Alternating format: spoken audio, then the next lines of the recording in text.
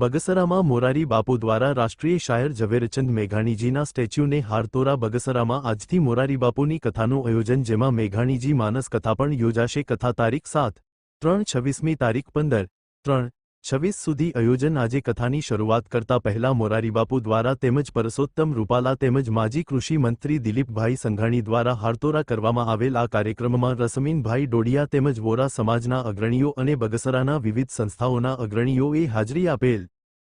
બગસરામાં આજે પૂજ્ય વિશ્વવંદનીય સંત મોરારી બાપુની દ્વિતીય રામકથા માનસ મેઘાણી શરૂ થઈ રહી છે, ત્યારે એના પ્રારંભમાં શિવાજી ચોકની અંદર મેઘાણીભાઈના સ્ટેચ્યુને ફૂલહાર કરી અને પૂજ્ય બાપુએ એમને શ્રદ્ધાંજલિ આપી।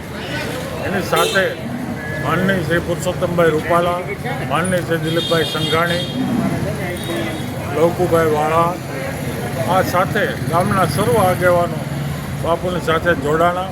વોરો સમાજ બહોળી સંખ્યામાં બાપુને અભિવાદન કરવા માટે ઉપસ્થિત રહ્યા અને અહીંથી બાપુ કથાસ્થળ તરફ પ્રયાણ કરી અને હમણાં 4 વાગે કથાની મંગલાચરણ કરશે।